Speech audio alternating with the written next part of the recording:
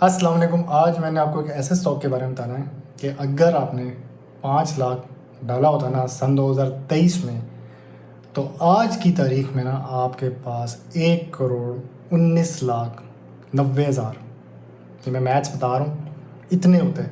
और वो एक ऐसा स्टॉक है, तो अभी आपको एक लैपटॉप की स्क्रीन नज़र आएगी थोड़ी देर तक, और मैं एक एआई का इस्तेमाल करूँगा। मैं उससे पूछूंगा मुझे बाइंग प्राइस बता, कि अब तो ये बहुत महंगा हो चुका है, तो मुझे ये बता कि ये 1 करोड़ के करीब जो बन रही है अमाउंट मेरी, तो मैं इसको किस रेंज में बाय करूँ। एक तो ये, दूसरा मैं कंपाउंडिंग वाला इधर टॉपिक फिर से लेके आऊँगा कि 2 साल के अंदर अंदर एक स्टॉक की प्राइस इतनी ऊपर कैसे जा सकती है। वो एक कंपनी है जो पाकिस्तान की है, और उसने बहुत एकदम से शूट किया, तो उसकी एक एनालिसिस करेंगे हम लोग। तो आएँ आप मेरे साथ लैपटॉप की स्क्रीन पे, और आपको मैं एनालिसिस दिखाऊंगा, डीप सीक के साथ करेंगे। अस्सलाम वालेकुम।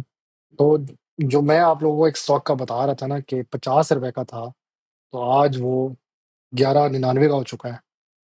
तो इसका ये मैं अब आपको बिहेवियर दिखाता हूँ। ये इधर देखो, 9 मई 2023 को इसकी जो प्राइस थी 50.99। ये आपको स्क्रीन में नजर आ भी रही होगी। अभी ये जाएगा इधर, उससे भी पीछे जाए ना, अगर 23 जून को, तो 46 के पास थी। ये 27 जून को इसकी प्राइस थी 50.85। ठीक है। और आज की तारीख में, आज है जी मई 29, 2025। पूरे 2 साल एग्जैक्ट। अब मैं आपके सामने कैलकुलेटर खोलता हूँ, आपको फिर समझ आएगी मैं कहना क्या चाह रहा हूँ।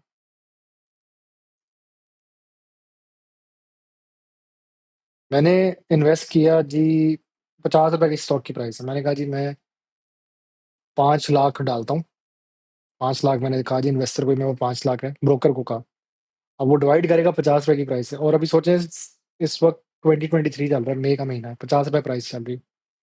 वो डिवाइड करेगा तो मेरे पास 10,000 स्टॉक आ गया। ठीक है। आज की प्राइस में, आज 2 साल बाद, मैं भूल गया मेरा ये किधर गया स्टॉक, मैं रख के भूल गया, मैं सो गया कहीं पे, या मुझे याद ही नहीं रहा इसको मैंने बेचना था। आज की प्राइस में 1199 का हुआ है। ठीक है। मेरे पास ये अमाउंट है, इसको मैं 1199 से मल्टीप्लाई करूंगा, मतलब मेरे पास 10,000 स्टॉक्स आ गए। ठीक है। अब मैं इसको 1199 से, यही है ना, 0.30 कर ले जी। तो जो मेरे असल 5 लाख थे ना, अब वो ये बताएगा कितने हो गए। अब अगर किसी को जीरो गिनने आते बता दो, यूनिट 10 100, तो ये हो गया 1 करोड़ 19 लाख 93 हजार, सिर्फ 2 सालों में। यही मई का महीना है। ये इधर ही भी मई का महीना तारा यहाँ पे आएगा मई। ये देखें, 22 मई सन 2023 को 50 रुपए का स्टॉक था। 29 मई, अभी ये 12 बजने वाले हैं, 1199.30, मतलब आज थर्सडे की तारीख। इतनी बड़ी जंप की है स्टॉक ने। अब इस स्टॉक के बारे में ना एक एआई से पूछेंगे कि इसकी एंट्री प्राइस क्या है। 1 मिनट, उससे पहले मैं एक दो चीजें डाल दूं। सारा कुछ एआई को नहीं देना, खुद भी बताना है यार। चैनल मेरा है कि एआई एआई का। अब डिविडेंड देखते हैं इसके। 2025 में से दिया जी 120, और ये थर्ड क्वार्टर का। ये जो आई होता है ना, ये 3 रोमन न्यूमरल्स का जो है, ये थर्ड क्वार्टर है। ये जो दो है, ये सेकंड क्वार्टर है। ये जो वन है, ये फर्स्ट क्वार्टर है। और एफ जो होता है वो फाइनल डिविडेंड होता है। ठीक है। अब इसका 2024 में पहला डिविडेंड आया था 8 रुपया।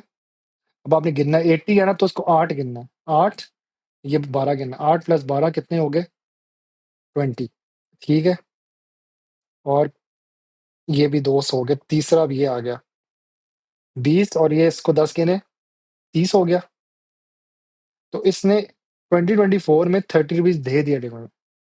अब 2025 आ गया, फरवरी में इसने दिया जी 10 रुपया, और अभी 12 रुपया दिया, मतलब कि इसने 22 रुपये दे दिया। 30 पहले दिया और 22 अब दे दिया इसने। और अभी इसने अगला डिविडेंड देना है सितंबर या अक्टूबर के पास देगा। अब देखो क्या बनता है इसका। तो अब मैं एआई से पूछूंगा। इसकी ईपीएस ग्रोथ भी बहुत अच्छी है, देख लें। 22 में 56 थी, 23 में 744। क्योंकि मैं एक बात कहूँ, इमरान खान के दौर में एक फायदा हुआ था, गाड़ियों को बहुत फायदा हुआ था। ऑटोमोबाइल सेक्टर को इमरान खान को मैं दाद देता हूँ। मैं उसका इतना बड़ा फैन नहीं हूँ, पर्सनली मैं मिला हूँ सन 2011 में उससे। उसने ऑटोमोबाइल सेक्टर को बहुत फ़ायदा दिया था, बहुत सी गाड़ियाँ जो है पाकिस्तान में असेंबल होने लगी थी, उसमें इस कंपनी का भी था। ये कंपनी जो थी साज़ू, ये पहले रिक्शा बनाती थी, फिर इनका कोई B40 कोई बाइक है वो भी है, लाहौर में है ये, और इसके बाद अब ये हवाल और जैसे बड़ी गाड़ियाँ बनाने लग गई है। तो इसने माशाल्लाह यहाँ से अब 56 की ईपीएस ग्रोथ है 22 में, 744 छक्का लगा भाई इसका, और अब 677, अभी थोड़ी-सी कम है लेकिन ठीक ठीक जा रही है। प्रॉफिट देख लें भाई, 75,000, 1,17,000, 9,00,000, 79 लाख भाई। माशाल्लाह ब्रेक ही नहीं लग रही। अल्लाह ताला इसको और तरक्की दे, मैं तो दुआ करता हूँ इस कंपनी के लिए भाई। ऐसी रेयर कंपनी है पाकिस्तान में। 1.25, 1.95, 16 और अब 131। अब ना भाई, एआई मुझे बता इसकी बाइंग प्राइस क्या? अब मुझ जैसा बंदा जो है ना, अगर इसका 5 साल का बिहेवियर निकाले, वो तो डरा रहेगा यार, ये स्टॉक बहुत ओवर प्राइस हो गया, इसको कैसे बाय करें? तो अब एआई से कहते हैं जी, आप हमें थोड़ा गाइड करें। इसको मैं ये स्क्रिप्ट दूँगा, दिस स्टॉक साजो price was 50 in May 2023, please calculate compounding. तो मैं ऐसे कहूँगा पहले कंपाउंडिंग बताना कितनी हुई है? कंपाउंडिंग एज़ ऑफ टुडे, आज की तारीख फिर से लिख लें, 29th मई 2025। अगर कोई फ्यूचर में ये वीडियो देख रहा होगा तो वो देख ले कि किस से किस वक़्त की बात हो रही है। चौ चौथा महीना या 5वां महीना बनता है? अच्छा, एज़ ऑफ टुडे, एक तो कंपाउंडिंग इससे कैलकुलेट करनी है। इट्स प्राइस इज़ 1190, यही है? एक बार कंफर्म करने दें मुझे। 119930 and also please tell me the buying price. अब असल सवाल तो ये है ना, buying price of this stock as this stock price has already too too much high कहते हैं, वैसे यहाँ पे थोड़ी-सी इंग्लिश खराब होगी लेकिन समझ जाएगा मेरी कहानी। When should investor and should investor do it's entry in this stock? अब इसका एक और सवाल पूछता हूँ ताकि ये ना ज़रा पूरा दिमाग लगाए। भाई एआई है, एआई का दिमाग लगाना चाहिए ना, अपना दिमाग तो चलो थोड़ा बहुत लगा ही लिया। Also calculate its dividend yield. अब फिर से एक बार कंफर्म कर लो क्योंकि इसने अभी इसको थोड़ा सा बताना भी पड़ता है, हर चीज़ ये खुद नहीं कैलकुलेट करता। इतना भी ये मज़े का नहीं है एआई, इसको थोड़ा बताना पड़ता है।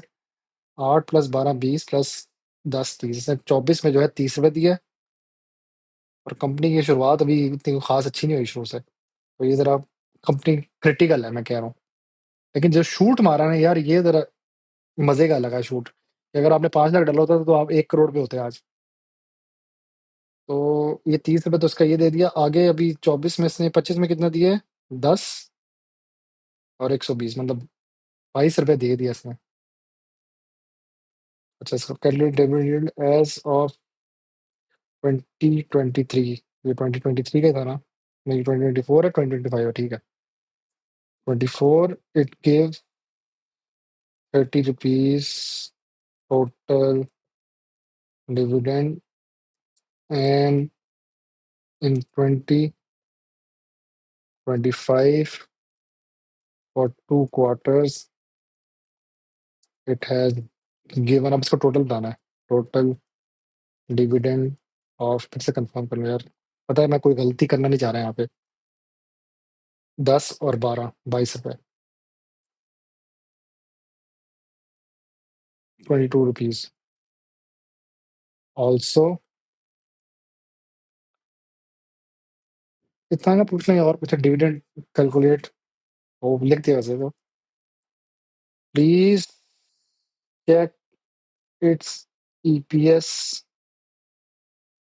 And growth of this stock. चल भाई, बिस्मिल्लाह कर दे। वो नहीं होता वो कहता चल भाई शुरू हो जा, अभी बताएगा, टपड़प टपड़प टपड़प करके वो बोलता है जब। अच्छा जी, कंपाउंड एनुअल ग्रोथ बताएगा, सीएजीआर कहता है। अक्सर ये ना आपको स्टॉक मार्केट ग्रुप्स में ना ये चीज़ें रहती है। मैं एक वीडियो बनाऊंगा मोस्ट प्रोबेबली, जिसमें ये सारा बताऊंगा कि कैसे वो टिप्स आती हैं, कैसे वो ये चीज़ें लिख के भेज रहे होते हैं। अच्छा जी, वो कह रहा है जी 23 में इसकी 50 रुपये प्राइस थी, P0 उसने किया, और PT इसने अभी का जो बताया as per the today's time period 1190, ये टी इसने टाइम पीरियड कंसिडर किया 2 साल का, ठीक है। अब वो फार्मूला क्या है CAGR का, CAGR आप पढ़ लें, कंपाउंड एनुअल ग्रोथ रेट। अब ये फाइनेंस की टर्म्स है, याद ना भी करें कोई मसला नहीं, लेकिन हम भी सीख रहे हैं, आप लोग भी सीखेंगे मेरे साथ, तो फिर भी हम देख लेते हैं। जैसे अगर आप किसी फाइनेंस वाले बंदे के साथ बैठेंगे ना, तो उसके सामने इस तरह की बातें करेंगे, वो फिर आपको गुरी कराएगा, ओए तुम्हें कैसे पता ये बातें। उनको मेरा चैनल दिखा देना यार, एक बंदा है वो थोड़ी बहुत चीजें बताता है।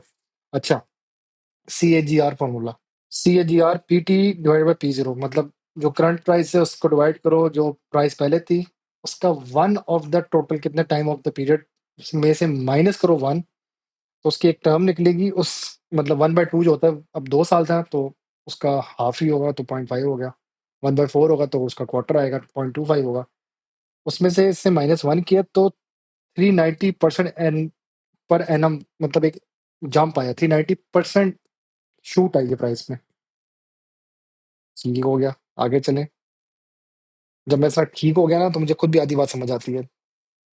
अब ये कह रहा है जी कि इसने 390% एक exceptionally high growth rate show किया है, और एक बहुत स्मॉल कैप, मतलब एक कंपनी का इतना ज्यादा नहीं था, लेकिन एक एक ऐसे कह लो कि इस चीज के ऊपर ना मैं एक बहुत बड़ा कोई शॉपर में सामान को लेके जा रहा हूँ, और यकीन नहीं आ रहा कि ये इतनी सी चीज के लिए इतना बड़ा शॉपर क्यों चाहिए। वो ये कहना चाह रहा है कि एक इतनी सी स्मॉल कैप स्टॉक था, लेकिन इतना बड़ा उसको ग्रोथ रेट मिल गया, तो ये उसके लिए भी एक हैरत की बात है। आगे चलो, given the steep price from 50 to 1190, अब वो उसको एवेल्युएट करेगा इसकी एंट्री प्राइस। यार ये बहुत इंपॉर्टेंट है, मैं भी आपके सामने पढ़ूंगा। कह रहा है जी कंसिडर क्या करना चाहिए इसके वैल्यूएशन मैट्रिक्स। अच्छा, कहता है अब उसकी करंट प्राइस को जस्टिफाई करना है। अब वही मैंने जब आप एक POL वर्सेस MCB की वीडियो के स्टार्ट में मैंने जो बात की थी ना, जब भी आप गाड़ी लेते हैं तो आप उसकी फ्यूल एवरेज देखते हैं, उसकी मेक देखते हैं, उसका मैन्युफैक्चरर देखते हैं, उसका ओनर देखते हैं, और गाड़ी के बाकी चीज़ें देखते हैं। इसी तरह आप स्टॉक्स में भी APS देखते हैं, डिविडेंड यील्ड देखते हैं, उस इंडस्ट्री उस स्टॉक को बाकी स्टॉक से भी कंपेयर करते हैं, उसकी ग्रोथ चेक करते हैं, ओवर द ईयर्स किस तरह जा रही है, डिविडेंड यील्ड, और मतलब ये 5-6 चीज़ें कंपेयर करके वो सारा एक फैसला करते हैं। रिश्ते वाले जब आते हैं घर में, तो लड़की को भी आप पूरी तरह ऑब्जर्व करते हैं। लड़के के बारे में पूछते हैं कि लड़का की नौकरी क्या कर रहा है, लड़की का कहते हैं कि कद कितना है, प्यारी है, तालीम कितनी कंप्लीट हो गई है। इस तरह ये स्टॉक्स में भी यही कहानी है सारी, ठीक है। तो अब वो ये सारी चीज़ों को अब मद्देनजर रखेगा दिमाग में, और उससे अब हमें बताएगा। अच्छा, कहता है जी टेक्निकल एनालिसिस कर लेते हैं, लुक फॉर सपोर्ट लेवल्स और कंसोलिडेशन लेवल्स, कंसोलिडेशन जोन्स। यहाँ पे जरा कंसोलिडेट मतलब यहाँ पे जमा हो रहा होता है कि इधर जब कम प्राइस होती है लोग ज्यादा बाइंग कर रहे होते हैं। यार जिस तरह मैं आपको इधर दिखाता हूँ, अब ये बिटकॉइन की तरह प्राइस है ना 105940, यहाँ पे मतलब अभी कंसोलिडेशन हो रही है। जैसे ही ये शूट करेगा ना 108 पे, सेलिंग फिर हो जाएगी। सेम केस इधर भी वही बता रहा है कि कंसोलिडेशन जोन ये होती है। तो कह रहे हैं इसके सपोर्ट लेवल, एक लेवल है ना, जिस तरह मैंने उस सीसो वाली मिसाइल समझाया था, कि समझो उसका 800 रुपये का सपोर्ट लेवल है, एक तो उस पर नजर रखनी है, एक कंसोलिडेशन जोन है, मतलब 790 तक आया तो वहां पे ज्यादा ज्यादा बाइंग होगी, वो इसकी कंसोलिडेट कर रहा है, वहां पे लोग और ज्यादा लोग आ रहे हैं बाइंग करने, मतलब लोगों ने ताक लगाई भी इसकी लो प्राइस होगी तो मैं बाई करूंगा वहां जाके। तो कह रहे हैं इन दोनों चीजों का मतलब एक ख्याल रखना है। मतलब वो कह तो दोनों को एक ही चीज है कि सपोर्ट लेवल या कंसोलिडेशन जोन, मतलब सपोर्ट लेवल यही होता है जहाँ पे आप ज्यादा इसकी सपोर्ट लेते हैं, उसको बाय करते हैं कि यार ये मैंने इस पॉइंट पे आके इसको बाय करना है। जो मैं अक्सर कहता हूँ ना, एक लो प्राइस पॉइंट ढूंढना पड़ता है आपको स्टॉक का। कहता है अच्छा, for example if the stock stabilises around 1000 और 1100, कहता है अब एक मिसाल ले लो कि ये स्टॉक की जो प्राइस है एक सी सौ की तरह 1000 से लेके 1100 तक टिकेगी, तो हम इस इधर से इंडिकेटर ले लेते हैं कि जी इसकी एक एंट्री पॉइंट हम यहाँ से इंडिकेट कर लेंगे, ये इसके अराउंड हमने इसको बाय करना है। जैसा मैं BOP की वीडियो में बता रहा था, 8.5 से 9.50 की एक वो सपोर्ट जोन पकड़ लेते हैं, तो इसके अराउंड आएगा ना, हमने बाय करना है इसको। और वो एक पॉइंट तक उससे नीचे जाए तो हमें सेल कर देना है कि एक वो स्टॉप लॉस लगा देगा, इससे नीचे मैंने ना अपना लॉस को स्टॉप करना है, स्टॉप लॉस इसको हम कहते हैं। अब कह रहे हैं जी करंट यील्ड इज लो। अब डिविडेंड अपने पैसों के हिसाब से 1100 का स्टॉक है, 20-30 रुपए दे रहा है, बहुत ही लो है, 2% 3% है। Suggesting the stock price is for growth not in income, मतलब के स्टॉक में कोई एक बड़ा आया है प्लेयर, उसने पैसा रख के उठाया है, तो उसकी ग्रोथ बढ़ गई है कंपनी की, लेकिन उस कंपनी की इनकम नहीं है, वो बंदा इतना पैसे कमा नहीं रहा, उसको सपोर्ट बहुत मिली है कहीं से, वो ये कह रहा है इधर। आसान जुबान में समझा रहा हूँ जो मुझे भी समझ आई। कह रहे अब इंतजार करो, ये देखो सजेस्टेड स्ट्रेटेजी बड़ी प्यारी बात की है। पुल बैक गिरेगा, थोड़ा सा डिप आने दो, वैसे यार इसका डिप आना चाहिए था। मैं थोड़ा सा इसकी बात को रुको भाई। मैं आप सोचो मैं यहाँ पे क्या ढूंढ रहा हूँ। अभी जो जंग हुई मैं वो तारीख ढूंढने लगा हूँ इधर। इधर इधर से पता लगेगा। 8, ये आए जंप ये 1122 का हुआ है, और अभी ये गिरना शुरू हो चुका है, अब इसका वॉल्यूम कम होना लग गया, तो अभी ये देखो ये वैसे बड़ा खतरनाक स्टॉक है, 1300 का भी गया हुआ है यार। तो ऐसे स्टॉक से मेरे वाले साहब तो कहते दूर आकर, वो कहते पंजाबी नेड़े ना आइए तेरे, इधर नेड़े भी ना आई, तो वो डरे होते हैं लोग इससे ज्यादा करीब ना हो। अच्छा अगली बात करते हैं अब। कह रहा पुल बैक होगा इसका 10 से 20% डिप फ्रॉम करंट लेवल, इसका एक लेवल पे आके इसका डिप आना है, एक इसका पॉइंट होगा ना, इसके बाद ये ब्रेक होगा, जैसा ये 1200 कहते हैं। और अब ब्रेकआउट अबव, अच्छा एक और बात है, कभी एक बार क्या होता है, इधर से लो गया एकदम से इसने उठा, ये इसका ब्रेक पॉइंट होगा, यहाँ पे देखना ये 1140 ने सोचो इसका ब्रेक पॉइंट था। उसके बाद एक छोटा सा डिप देगा 1143, उसके बाद फिर उठना शुरू हुआ, और ये देखना उठते ही जाएगा, वो गया 1300 तक, ये देखा 1300 तक। तो वो ये बात कर रहा है इधर कि 1200 इसका सोचो एक वो ब्रेक पॉइंट था, उसको क्रॉस किया तो ये अगले हाई वॉल्यूम तक पहुंच सकती है बात। अब वो कह रहा है एक तो ये स्ट्रेटेजी के इसके डिप्स देखो कितने आ रहे हैं, 10-20% डिप आए तो उस पर इंतजार करो, ये गिरेगा, इतना ऊंचा गया भाई, अब गिरेगा भी। एक चीज है ना, उठा दिया आपने, सही चुक दिया काम को, वो गिरेगा तो इंतजार करो, उसका इंतजार करो, ये गिरेगा। जिसका मुझे अब यूबीएल का भी शक है, वो शायद गिर सकता है, लेकिन यूबीएल एक बहुत फंडामेंटली स्ट्रॉन्ग स्टॉक है, उसका गिरना अच्छा लग रहा है। वो यही हो सकता है, स्प्लिट हो सकता है, स्प्लिट में मतलब अगर 500 का है ना, उस वापस 120 का हो जाएगा, और वो हर बंदे को उसके हिसाब से उसका 3-3 करके मिल जाएगा स्टॉक। अब वो कह रहा है monitor quarterly result for sustained EPS growth. अब उसका हर क्वार्टर पे जो इसकी ईपीएस के जो रिजल्ट आते हैं, मतलब ईपीएस का साल में एक दफा ही आता है, उसके वैसे रिजल्ट्स को देखो, जो उसकी एक वो इनकी ना हर 3-4 महीने बाद एक मीटिंग आती है, बोर्ड मीटिंग, उसमें ये डिसाइड करते हैं कि हमारे कितना प्रॉफिट हुआ, हमने कितनी सेल्स की, उसके हिसाब से उन रिपोर्ट्स में नजर रखो, उसके हिसाब से अपना एक ईपीएस ग्रोथ का उसका एक चेक करो, क्या ये ईपीएस ग्रोथ सस्टेन कर रहा है, मतलब इसकी जो ग्राफ ऊपर जा रहा है क्या ये सस्टेन कर रहा है कि नहीं कर रहा। अब डिविडेंड यील्ड की कैलकुलेशन करके दिखा रहा है। ये बातें जो है ना, मैं आपके सामने ही कर रहा हूँ, क्योंकि मैं खुद नजर रख रहा था स्टॉक्स पे, ताक कर रहा था। तो आई एम रियली थैंकफुल कि आप लोग मेरे साथ यहाँ तक आ गए वीडियो में। अब आप इसकी डिविडेंड यील्ड की कैलकुलेशन करते हैं। पहले दफा इसने 30 रुपए दिया, और 25 में इसने 22 रुपए दिया, ठीक है। तो 30 रुपए तो ठीक है, पर अभी 22 और 20 के 2 क्वार्टर ही हुए हैं, अभी 2 रहते हैं, और मैक्सिमम भी 30 तक जाएगा, 8 ले लेगा, या 10 करे 32 कर लेगा मैक्सिमम। अब ये इसकी वो कैलकुलेशन करने लगा एनुअलाइज। अब उसने कहा चलो सपोज करो इस साल के एंड में, 25 के एंड में ना, एज्यूम कर रहा है, कहता है 44 दे दिया, और करंट प्राइस से इसने डिवाइड किया, मतलब 30 वैसे इसने पिछले, अब 24 की यील्ड निकाल रहा है, dividend minus divided by the current price of the stock multiply 100, तो वही डिविडेंड यील्ड निकाल देगा। मतलब एक स्टॉक है 1200 के करीब, सिर्फ 30 रुपए डिविडेंड दे रहा है, तो 2.5 रुपए निकली उसकी यील्ड। 25 में से एक यहाँ पे कहा है ना कि एज्यूमिंग सिमिलर पे आउट, मतलब वो एक पैटर्न फॉलो करो, तो 44 रुपए उसने कहा चलो बन गया। मैं तो इसको वैसे भी 30 का ही कह रहा था, लेकिन इसने 44 बना दिया। अब वो 44 से डिवाइड करेगा 1199 को, तो कह रहे 3.67, तो डिविडेंड यील्ड में थोड़ा सा इंक्रीज आ रहा है। तो कह रहे मॉडेस्ट है, अच्छा डिविडेंड यील्ड है, मतलब इन्वेस्टर्स आएंगे इस तरफ। यहाँ पे ना कैपिटल एप्रिसिएशन ओवर इनकम, मतलब कि प्राइस की एप्रिसिएशन इतनी हुई है, तो जो इन्वेस्टर है ना, वो इस स्टॉक की तरफ डिविडेंड की वजह से नहीं आएगा। वो इस स्टॉक की तरफ पता है क्यों आएगा? यार इसकी प्राइस बहुत ऊपर नीचे हो रही है, एप्रिसिएट हो गई है। वो यही सोच के आएगा। मेरे जैसे वाली साल ले लो। मैं इस स्टॉक के बारे में क्यों सोच रहा हूँ कि यार ये 2 साल पहले 50 का था, तो मैं भी इंटरेस्टेड हो गया स्टॉक में। इसने क्या ऐसा किया कि ये 1200 का हो गया? तो वो यहाँ पे ये बात कर रहा है।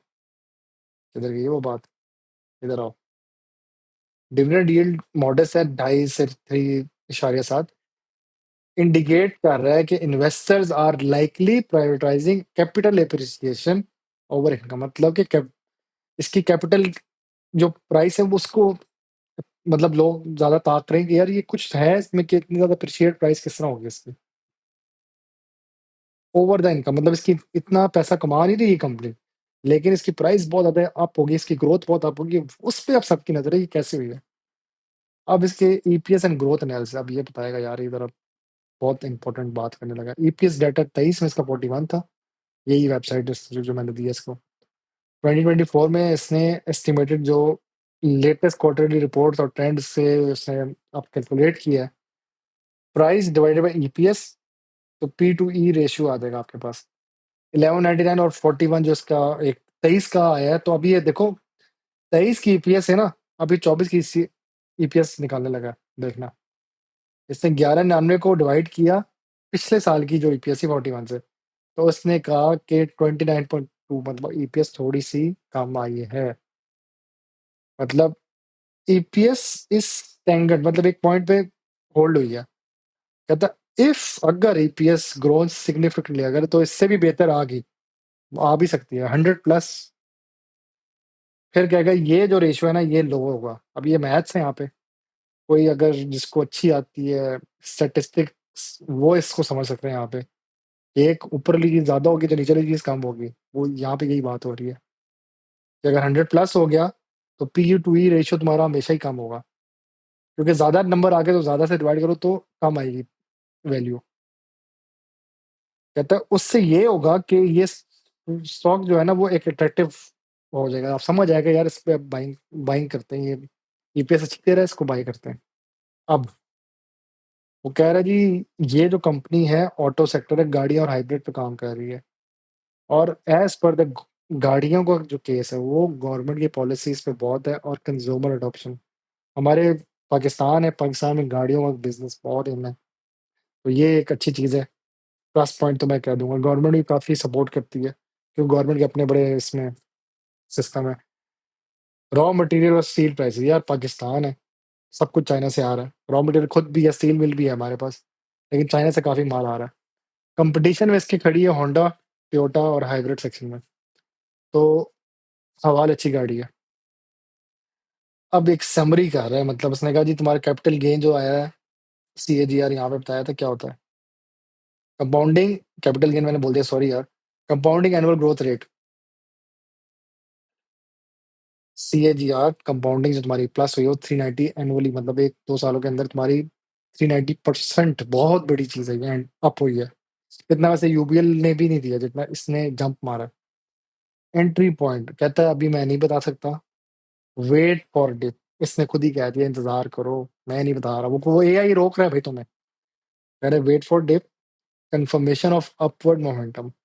मतलब वो कह रहा है अभी इसका कोई मोमेंटम खुद भी समझ नहीं आ रहा, ऊपर नीचे बहुत ज्यादा कर रहा है। देखो 965 भी हो गया था, अभी की बात है, जनवरी के महीने में।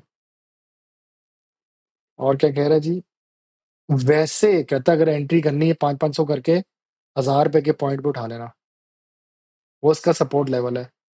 उससे नीचे गया तो डाउनवर्ड ट्रेंड शुरू, उससे ऊपर गया तो ऊपर वाला शुरू। और डिविडेंड यील्ड कह रहे हैं कम है भाई, लो है। Not primary reason to invest, dividend की बेस पे स्टॉक के मत आना। वैसे मेरे चैनल पे ज्यादा डिविडेंड पे स्टॉक आते हैं। ये एक मैं कैपिटल गेन, कैपिटल जो होता है ना आपकी असल प्राइस होती है, गेन उसके जो कितना इंक्रीज हुआ। तो ये स्टॉक जो था कैपिटल गेन वाली चीज की बेस पे मैंने इस पे वीडियो में मैंने कहा यार एक स्टॉक है, तो 2 साल पहले 50 का था, आज 1200 का हो गया। उसके बारे में आज यही से पूछते हैं, तो इसलिए मैं ये वीडियो बना रहा हूँ। कह रहा है जी वेरीफाई कर लो इसकी जो लेटेस्ट ईपीएस आएगी, उसके साथ अपने जो प्राइस टू अर्निंग रेशियो जो है उसको जस्टिफाई करना है। और अगर 20 से कम आई ना वैल्यू, तो फिर ये सेफ है स्टॉक और ऑटो स्टॉक्स। अब एक और जो इसने बात की है, ये जो कैलकुलेशन है ना, ये नॉर्मली व्हाट्सएप के जो स्टॉक्स के ग्रुप्स हैं उसमें आती हैं चीज़ें। और वहाँ पे बहुत माशाल्लाह शातिर लोग होते हैं, वो खुद ही क्लियर कर देते हैं। इसकी ईपीएस कम आई है, इस स्टॉक से बच के रहना। इसकी ईपीएस अच्छी आई है, ये स्टॉक अच्छा है, बाइंग अपॉर्च्युनिटी है, बाय कर लो। कह रहा जी हाई वॉलेटिलिटी। अब मैंने पहले ही कहा था, मेरे अब्बू जैसे बाहर मुझे कहते हैं, "ਉਹ ਪੁੱਤਰਾ ਨੇੜੇ ਨਾ ਆਈ ऐसे स्टॉक्स के जिन्हां दी प्राइस बहुत ऊपर होंदी।" जैसा माड़ी 36 हो गए थे, मैं बड़ा करीब खरीदने लगा था। मुझे बड़ा मन है कि माड़ी ना नहीं, बहुत महँगा हुआ है। ये भी, ओए बहुत महँगा, वो दूर है इस स्टॉक से। तो हाई वॉलेटाइल है। वॉलेटाइल मतलब किसी टाइम भी एकदम से गिर भी सकता है और ये डिपेंडेंट है सेक्टर। अब सारे यही कहते होंगे मेरी चैनल की वीडियोज़ में बैंक्स ही होते हैं। ज़्यादातर बैंक्स की वीडियोज़ आती है, यूबीएल, एमसीबी इन्हीं के इर्द-गिर्द घूम रहा होता हूँ मैं ज़्यादातर। तो इधर मैंने और एक ऑयल सेक्टर पाको मुझे बड़ा पसंद है, वो उस पे घूम रहा होता हूँ मैं। तो इधर मैंने कहा आज ज़रा एक डिफरेंट बनाऊँ, फिर मैंने ऑटो सेक्टर को पकड़ा और मैंने कहा गाड़ी का भी एक सेक्टर में ये स्टॉक है, तो उसको देखते हैं। कह रहे एक तो हाई वॉलेटिलिटी है और ये सेक्टर पे डिपेंड भी करता है, ये रिस्क बता रहा है। तीसरा कह रहा है मैक्रो इकोनॉमिक फैक्टर्स। अब देखो पाकिस्तान में ना एक तो इन्फ्लेशन बहुत ज़्यादा है, लोगों के पास रोटी खाने के पैसे नहीं, गाड़ी खरीदने चले गए। इंटरेस्ट रेट बैंक से कोई अगर आप गाड़ी निकलवाएँ तो उसका भी बहुत ख़्याल रखना पड़ता है आपको हर हिसाब से। तो ये 3-4 चीज़ें हैं जो उसने कहा देख लेना। अब उसने कहा अगर आपने उठाना ही है, आपको हो रहा है छोटा-सा, चुभ रहा है, इधर कीड़ा काट रहा है हमारी तरह, सब कोई काट रहा होता है, कि यार इसको देखते हैं मसाले में इसमें कुछ तो होगा। कह रहा है भाई इसकी क्वार्टरली फाइनेंशियल रिपोर्ट जो आएँगी ना, ईपीएस और डिविडेंड ट्रेंड्स, उस पे मॉनिटरिंग करो, उसको देखो और ये देखो दूसरी बात, मॉनिटर ऑटो सेक्टर पॉलिसीज़। अब देखो गवर्नमेंट जो है ना, हर 6 महीने बाद, साल बाद पॉलिसीज़ दे देती है, 3-3 महीने बाद भी देती है। कि इस दफ़ा जी हम गाड़ियों के साथ इतना टैक्स लगा रहे हैं। अब गाड़ी अगर 10 लाख की है, उस पे टैक्स इतना बनता है, वो 30 लाख के करीब हो जाती है। वो तो उस पे देखना है और इसमें ये भी देखना है कि अब गवर्नमेंट ने वैसे पहले ईवी को बड़ी सपोर्ट दी थी। अभी लेटेस्ट आई हर्ड अभी कोई हेवी सपोर्ट नहीं आई। सब्सिडीज़ वैसे देती है गवर्नमेंट। अब इसका मुझे नहीं पता आजकल अभी जो नई पीडीएम हुकूमत है, उसने कोई दी है ईवी के बारे में सब्सिडीज़ की नहीं। तीसरी बात, टेक्निकल इंडिकेटर आरएसआई और मूविंग एवरेज और टाइमली एंट्री। अच्छा जी। आरएसआई हमने लास्ट वीडियो में भी देखा था और इसकी मूविंग एवरेज की वो जो प्राइस की मूवमेंट आ रही है, उसके हिसाब से आपने अपनी टाइमिंग ऑफ एंट्री लाज़मी देखनी है। अब वो कह रहा है, क्या ये मैं 2 और स्टॉक हैं, इंडू और एचसीएआर के साथ कंपेयर करूँ कि ना करूँ? यार मुझे लग रहा है कि वीडियो का टाइम ज़्यादा हो गया, लेकिन मैं फिर भी देखता हूँ। पहले इन होंडा ये तो बहुत ही महँगा स्टॉक है। हैं? ये सस्ता है। यार एक इंडस था मेरे ख्याल से। इनमें से एक स्टॉक वो भी 1000 के, ये रहा ना इंडस मोटर बहुत ऊपर गया हुआ है भाई साहब। चल भाई।